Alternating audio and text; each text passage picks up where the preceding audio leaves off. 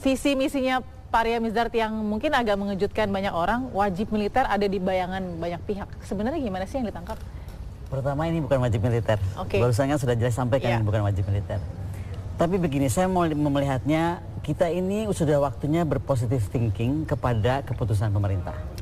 Kalau kita lihat dari lahirnya atau proses Undang-Undang Kamnas, ini kan sudah panjang, bergulir, berdarah-darah gitu, nggak selesai-selesai juga. Sementara kan masalah bangsa ini nggak bisa di stop. Oke, tunggu ya, Undang-Undang Kamnasnya belum selesai, kita stop dulu nih masalah bangsa, kan nggak begitu. Belum lagi kita sekarang ada dalam sebuah masa atau era di mana teknologi informasi itu kan benar-benar bisa masif masuk kepada generasi muda. Ideologi bisa tergerus juga dengan mudah. Kan? Nah sekarang jadi akhirnya dicarikan jalan tengah nih. Apa sih? Bagaimana? Nah satu hal yang mesti pasti, kita tuh harus sadar sekali dengan besar Indonesia seperti ini, kita itu satu penduduk, satu tentara Indonesia, itu harus menjaga sekitar 555 penduduk. Bandingkan dengan Singapura, satu tentara cuma 77 penduduk. Satu tentara Indonesia harus menjaga 4 km persegi luas area. Tentara Singapura hanya cuma 8 meter. Dari perbandingan itu kan terjadi, akhirnya kita bisa ngitung sebenarnya tentara Indonesia itu mesti berapa banyak. Kira-kira kurang-kurangnya itu 6 juta sekian. Berapa reserve kita harus punya? Dengan apalagi dengan archipelagic country seperti ini. Reserve yang kita harus miliki sekitar 68 juta. Nah, kemudian Pak Menhan itu berpikir, apa sih caranya? Bagaimana sih caranya sekarang misalnya anak-anak itu lebih diberikan kesadaran bahwa ada loh, punya kewajiban loh kita sebagai warga negara, bukan cuma bisa komplain, cuma bisa menyalahkan apa, tapi apa sih gitu loh.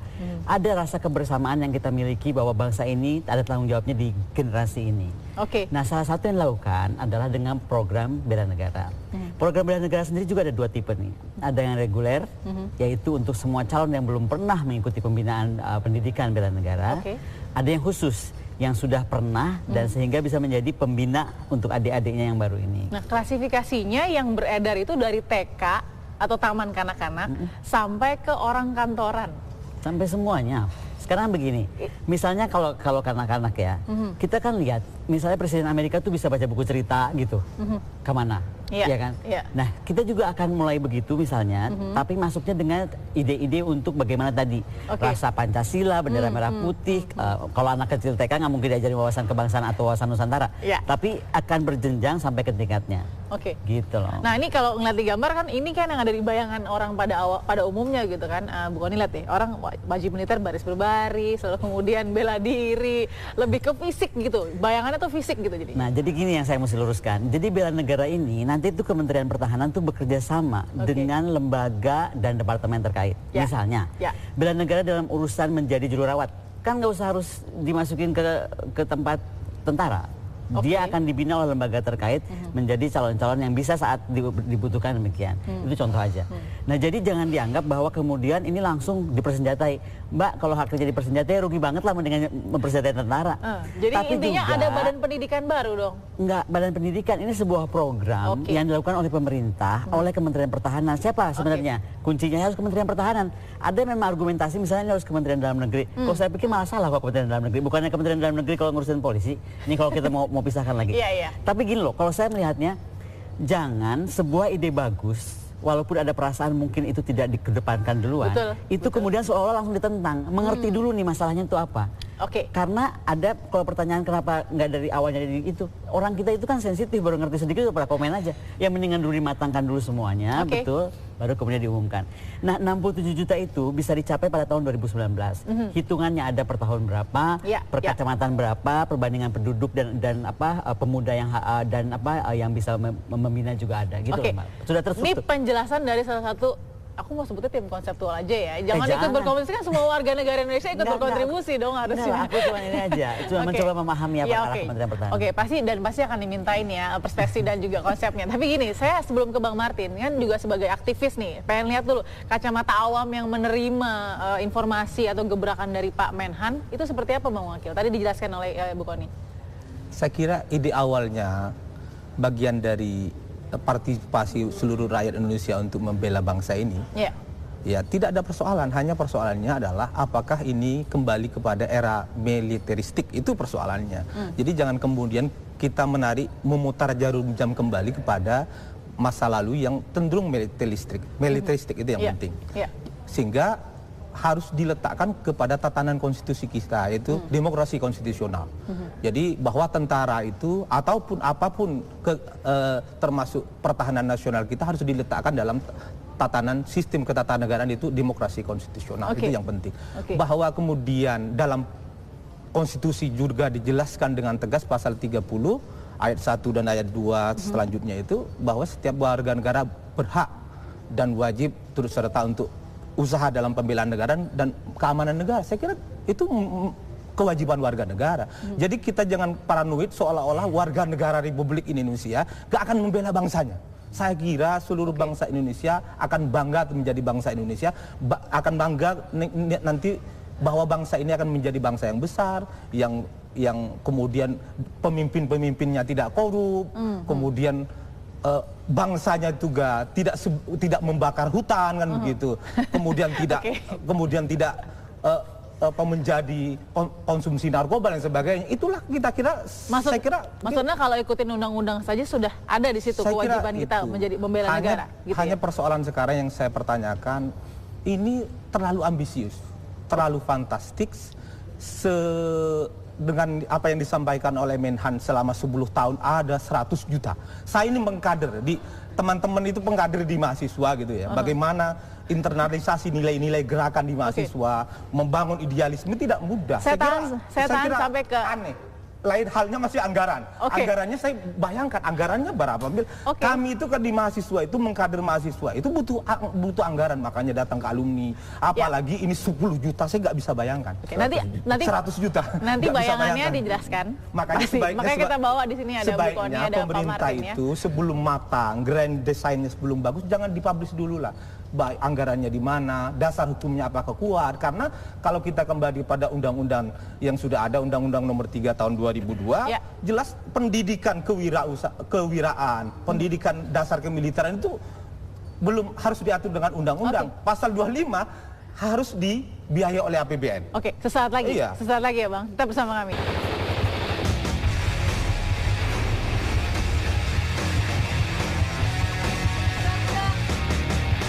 Setiap orang itu ada haknya, ada kewajibannya. Sebagai warga negara yang baik, yang mencintai bangsa dan negaranya, ya kita kewajiban untuk membela negara ini. Ya, kalau orang masa bodoh mau hancur negara, mau hancur, silakan, itu berarti tidak suka di sini. Kalau tidak suka di sini, angkat kaki saja dari negara ini kan gitu.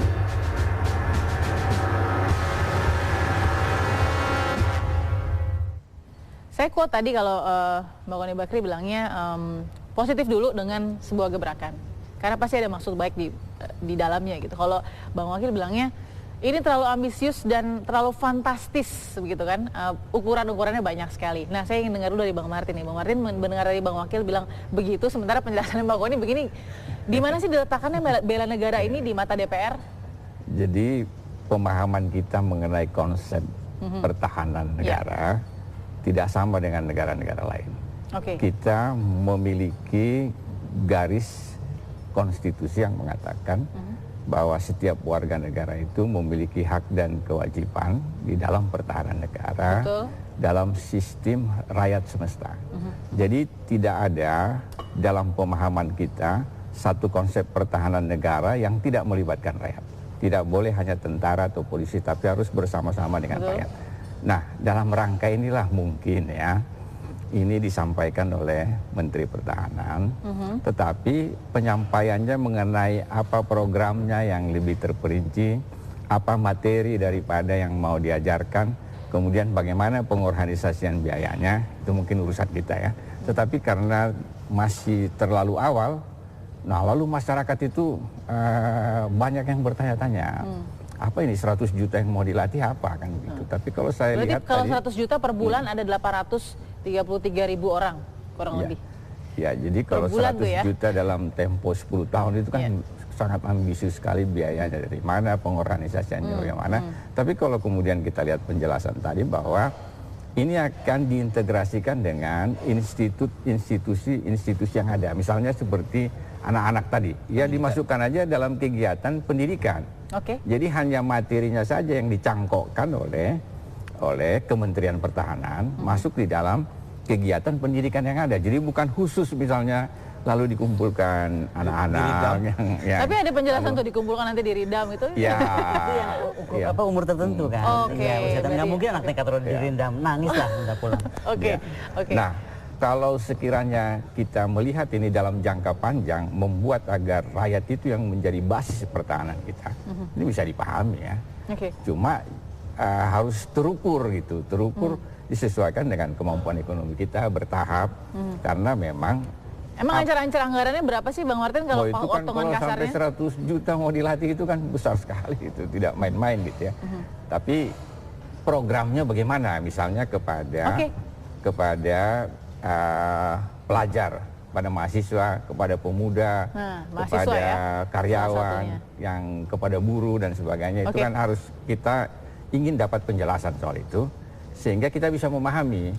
Idenya saya kira baik-baik saja karena kita memerlukan bangsa yang kuat ya. Kalau kita ide memang selalu ya insya Allah baik ya, tapi implementasi kadang-kadang gitu Bang. Implementasi kadang-kadang. Tapi kita mau tanya nih, tadi karena sudah disebut soal mahasiswa ya, karena kan kalau yang di Ridam kayaknya mahasiswa ke atas ya. Mungkin mahasiswa ke atas nih. Kita tanya ke Yogyakarta, mungkin ada mahasiswa di sana yang ingin berkomentar juga. Dari rekan saya Mira di sana. Mira silahkan, bagaimana kata mahasiswa soal bela negara? Silahkan. Ya, Balkis, memang Kementerian Pertahanan berwacana untuk mengimplementasikan kewajiban bela negara untuk seluruh warga negara Indonesia, di mana program kader bela negara ini nantinya dimaksudkan untuk mempersiapkan para warga negara Indonesia untuk menghadapi ancaman-ancaman yang mungkin ada untuk di negara Indonesia. Memang program ini disebutkan untuk para warga negara Indonesia di bawah 50 tahun untuk berpartisipasi. Nantinya di dalam pendidikan tersebut akan 80%-nya akan diajarkan pendidikan militer. Namun bagaimanakah tanggapan dari para mahasiswa yang ada di Yogyakarta ini? Langsung saja akan saya tanyakan Mufson Hidayat. Selamat malam. Selamat malam. Mas Mufson, ini bagaimana tanggapannya tentang wacana bela negara yang akan diwacanakan ini? Ya, kalau menurut saya pribadi itu sebenarnya tidak terlalu penting ya Mbak ya, karena untuk pemerintah sendiri untuk melakukan kaderisasi itu butuh berapa banyak biaya, sedangkan kita untuk biaya yang sebesar itu kemungkinan kita bisa untuk memeratakan pendidikan yang di daerah-daerah pelosok seperti itu.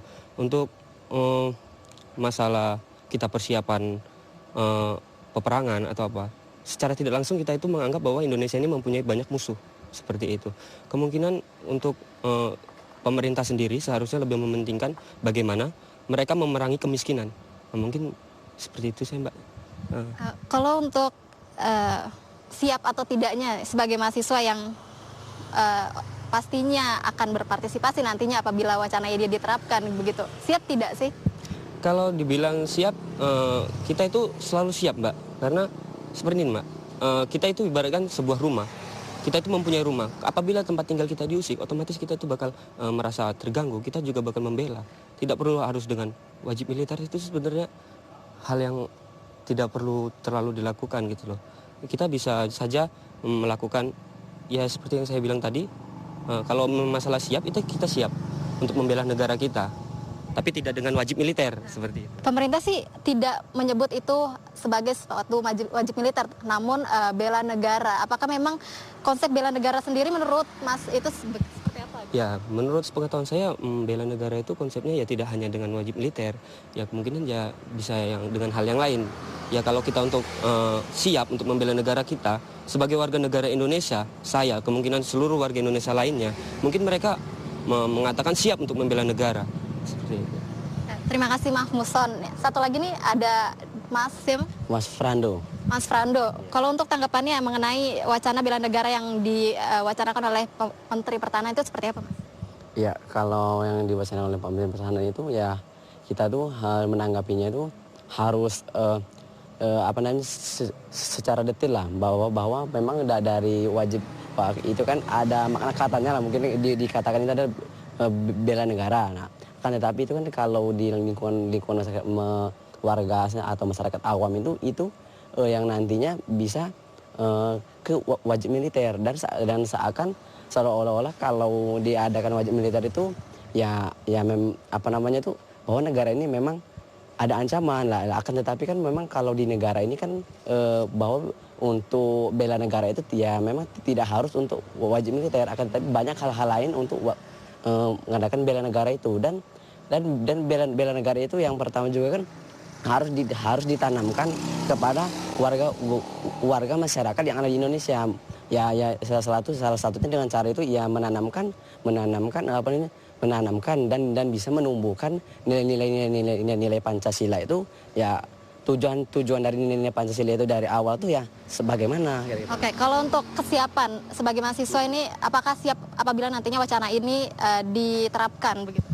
Ya kalau dari kalangan mahasiswa khususnya pendapat saya pribadi ya saya pribadi ya siap, akan tetapi bahwa kalau itu memang diadakan itu nanti diperuntukkan untuk apa dan kalau memang hal yang mendasarinya nanti untuk bela negara itu ya maksudnya itu untuk apa, akan tetapi kan dari setiap dan warga negara itu memang hak dan kewajibannya itu untuk membela negaranya kalau ada ancaman-ancaman yang untuk menghancurkan dari suatu negara tersebut ya. Terima kasih Mas Prando atas tanggapannya. Memang wacana bela negara ini akan diterapkan atau direkrut 45.000 warga begitu di 45 kabupaten pada tanggal 19 Oktober nanti, dan nantinya kader bela negara ini akan dimasukkan ke kurikulum dari mulai TK hingga perguruan tinggi. Sementara hanya itu Balkis yang dapat kami kabarkan, kami kembalikan dulu ke Jakarta. Wah, terima kasih Mira Febrina. Tadi menarik tuh, ada beberapa yang satu mengatakan ada ini nggak penting nih pengentasan kemiskinan, ada yang satu bilang kalau saya mau ikut bela negara, apa tujuannya nih, mau kemana, emang ada ancaman apa itu ya. Jadi pertanyaan ini tolong dijawab nanti dengan Mbak Koni dan juga Pak Marin dan juga Bang Wakil sesaat lagi ya.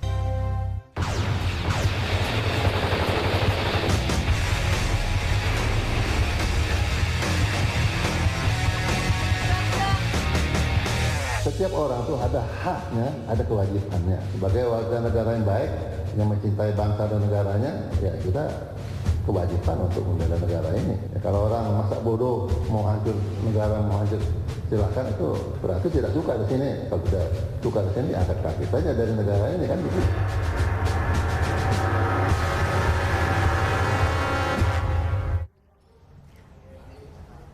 Ini ada beberapa pendapat bertokoh ya, salah satunya Jenderal Purnawirawan Muldoko. Sistem pertahanan negara itu ada 3 lapis. TNI yang pertama, kedua ialah komponen cadangan, ketiga komponen pendukung. Untuk kesiapan komponen cadangan dan pendukung dibutuhkan upaya memberikan kesadaran bela negara. Jadi setuju nih, sepakat ada program bela negara. Lalu kemudian Menko Polhukam ya, Pak Luhut Binsar Panjaitan mengatakan bela negara oleh Kementerian Pertahanan dibuat program tujuannya untuk mendisiplinkan anak-anak kita, revolusi mental, membuat kita lebih aware ada masalah kebangsaan, narkoba, teroris, dan lain-lain. Tapi ada pendapat berbeda juga, datang misalnya dari Komisi 1 juga nih, yaitu ada Pak TB Hasanuddin yang mengatakan rasanya sulit untuk dimengerti. Pertama, dilihat dari targetnya. Ini berarti 10 juta orang per tahun atau 833.000 orang per bulan. Jumlah ini sangat fantastis dibandingkan dengan sarana pelatihan yang ada. Diklat misalnya ya, Kementerian Pertahanan yang hanya mampu menampung 600 orang saja. Ambisius dan fantastis. Coba deh Mbak Koni bisa jelaskan nggak? Harus ambisius dan harus fantastis. Kenapa? Kita itu udah terlalu jadi aneh ya. Sekarang saya mau komentarin ya. Kita ini kalau ada yang mau diarahnya militer langsung kayaknya ribut semua orang. Padahal tugas kita itu memiliterkan militer itu belum selesai. Pesan 98 bahwa kita itu harus mereformasi TNI. Apa sih konsekuensi mereformasi TNI? TNI itu memang dikembalikan ke barak, tapi diberikan memang semua haknya dia juga. Bahwa dia harus punya alutsista yang betul, bahwa semua fasilitas dia untuk perang ada dan sebagainya. Termasuk juga tadi jumlah tentara. Nah sekarang tapi yang saya melihat permisif, tadi kita bicara soal permisif. Kenapa kita lebih permisif melihat sipil bergaya militer, berpakaian militer dan berakting seperti militer? Kan jadi ada yang aneh, militernya jadi disuruh-suruh jadi sipil, sipilnya disuruh-suruh jadi militer. Nah sekarang bela negara ini menurut saya penting karena meluruskan ini semua. Seperti tadi yang disampaikan Pak Luhut dan juga Pak Muldoko. Cuman kalau saya boleh koreksi sedikit Pak Muldoko, dalam perkembangan terakhir kami meeting tentang Komcat dan Komduk, kita harus pisahkan nih Mbak. Komduk itu adalah orang.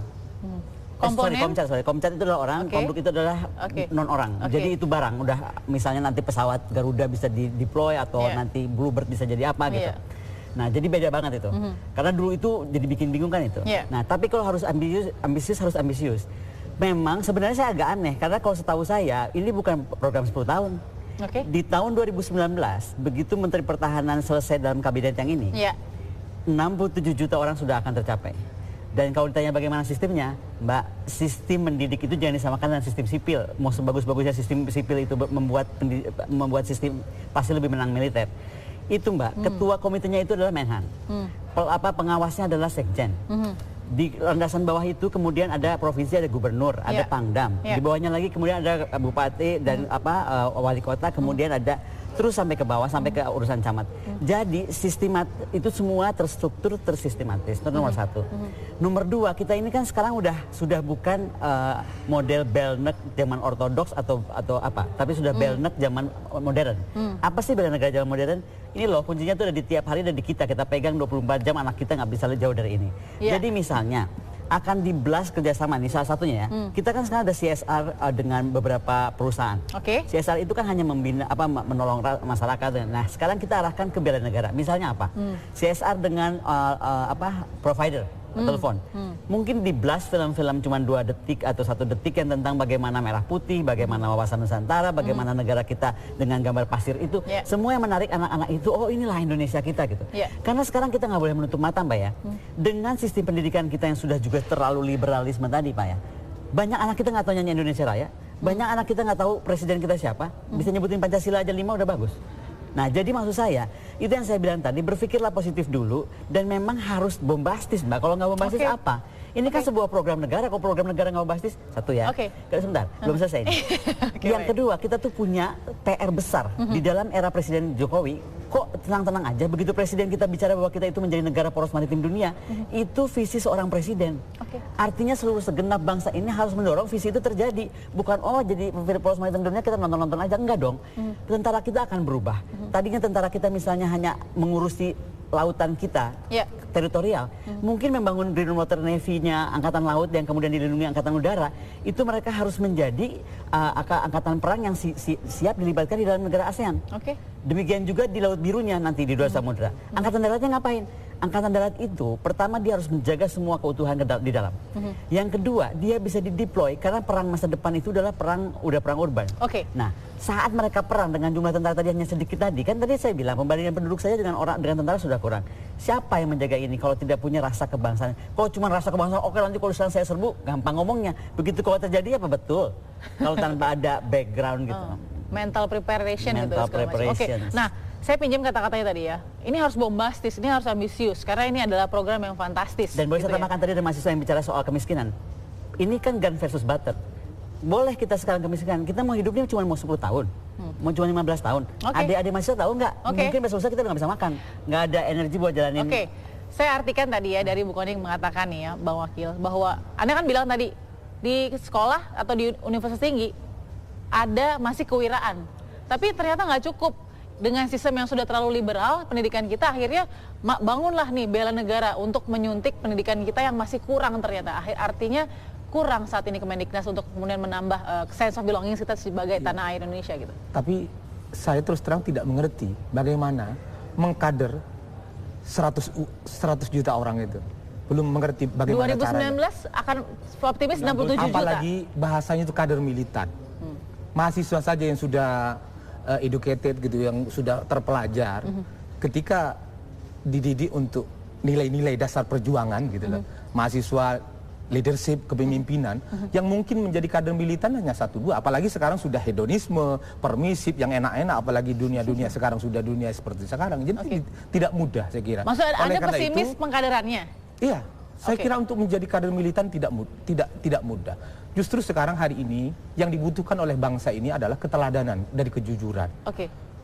Kejujuran bangsa ini dari pemimpin-pemimpinnya. Setiap hari jangan kemudian berubah-ubah, kemudian hanya kebohongan-kebohongan yang disampaikan ke publik. Itu akan menyebabkan kecintaan terhadap tanah ini akan berkurang. Saya itu keteladanan bangsa ini yang berkurang hari ini. Jadi tadi, itulah oleh karena itu saya kira ketika membuat program itu harus desainnya sudah bagus, kemudian didukung oleh anggaran, ada dasar hukumnya yang jelas, kemudian disetujui oleh DPR. Jangan kemudian sudah dilaksanakan belum ada anggaran berkaitan dengan pengkaderan bela negara ini persoalan. Itu saya sudah pastikan ada. Semuanya sudah terstruktur, sudah tertata dengan baik, anggarannya sudah jelas apa. Cuma saya belum boleh buka di sini karena baru dilaporkan kepada bagian rahasia negara ya itu. Oh iya dong, nanti saya ditangkap pulang dari sini. Baik, tapi paling tidak cara pengkaderan yang tadi tidak terlalu dipercayai oleh Bang Wakil gimana, Mbak Koni dulu? Ini saya kira perlu transparansi. Perlu transparansi. Cara pengkaderan ya. Tadi kan pertanyaannya cara pengkaderan. Transparansi pengkaderan. Kita mengkader mahasiswa juga transparan uangnya dari mana dari apa. Jadi begini, maksud saya kita juga nggak bisa. Ini semua kita kan orang di luar. Anggap kita orang di luarnya Kementerian Pertahanan. Jangan semuanya kita harus jadi paling tahu semua. Tapi kita harus percaya bahwa Kementerian Pertahanan yang membawa sebuah sistem demikian hebat, itu pasti bisa menjalankan sesuai programnya. Kalau nggak mungkin seorang Menteri Pertahanan melaunching ini gitu loh. Satu. Kedua, kalau bicara undang-undang, apa kita betul sekarang undang-undang semua kita ikutin? Kalau betul undang-undang kita ikutin ya, Undang-Undang nomor 3 nomor 2002 itu memerintahkan presiden dengan hak prerogatifnya mendirikan National Security Council. Kenapa sekarang kebalik-balik harus Undang-Undang Kamnas dulu jadi, baru National Security Council didirikan? Itu yang sekarang saya bantah. Tidak bisa dalam meeting kami terakhir. Jadikan dulu National Security Council, Undang-Undang Kamnas dibuat oleh National Security Council. Hari ini kan kita semua terbingung-bingung, integrasi antar departemen tidak terwujud karena kita jadi negara yang nggak normal.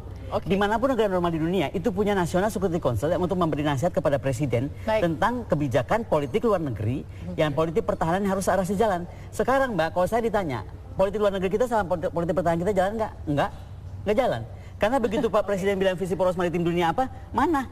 Mau ngapain? Padahal sekarang misalnya ASEAN Political Security Community jelas-jelas akan bicara tentang maritime security cooperation-nya ASEAN navy misalnya. Saya mau tanya sedikit Bang Martin silakan. Jadi konsep besarnya mengenai bela negara itu yang belum utuh lengkap ditangkap oleh masyarakat. Sebab masing-masing pejabat itu beda-beda menyampaikan pemahamannya mengenai bela negara itu, sehingga masyarakat juga hanya menangkap 100 juta.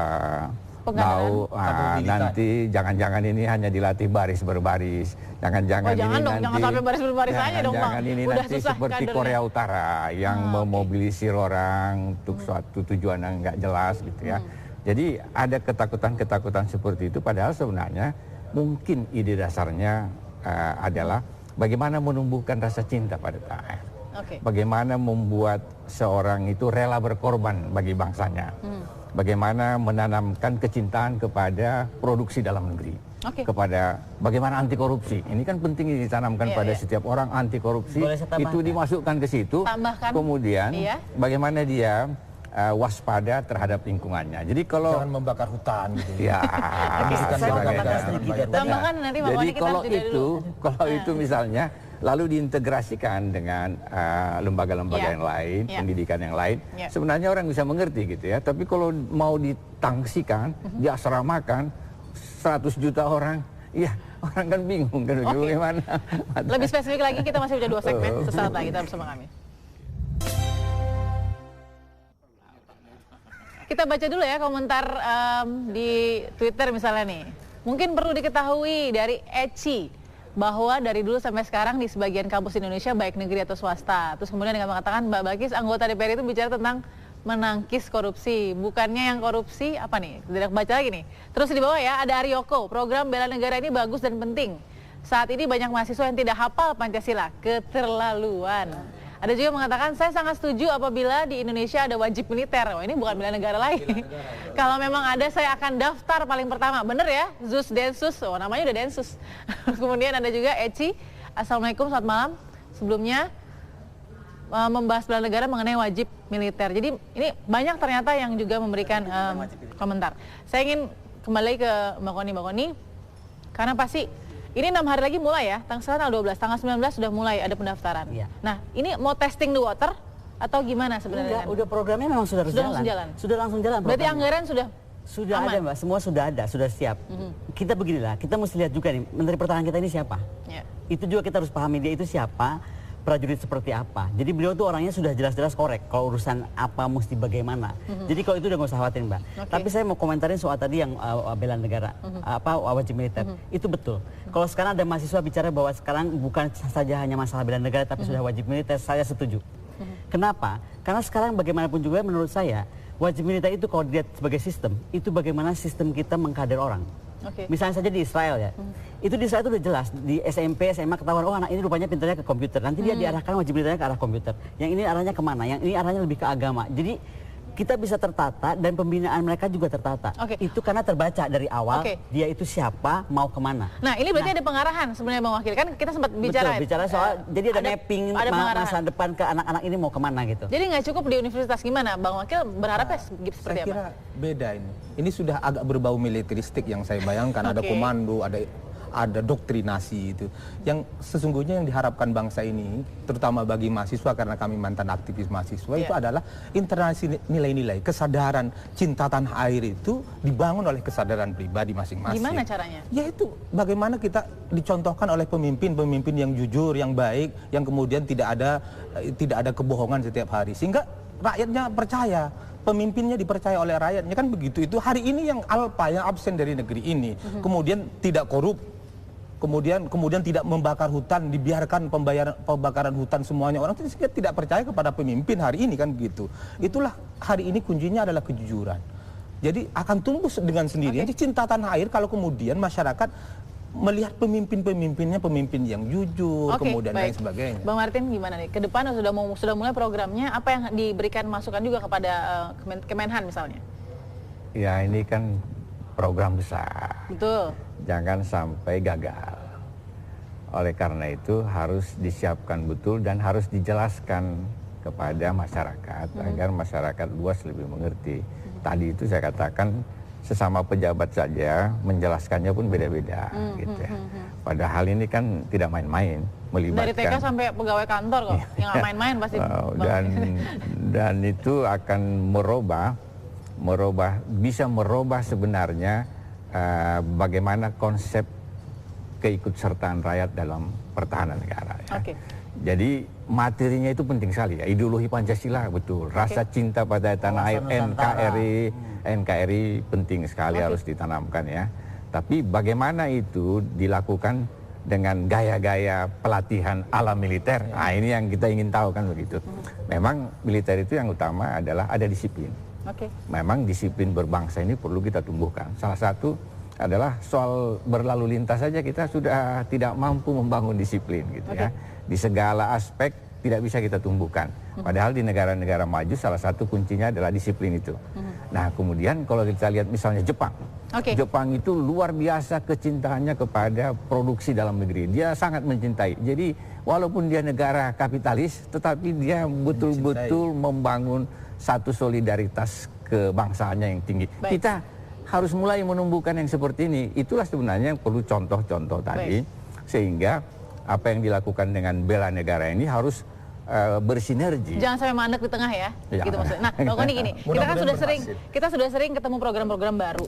Gitu kan. Rakyat itu sudah sering terima program ini, program itu, program ini.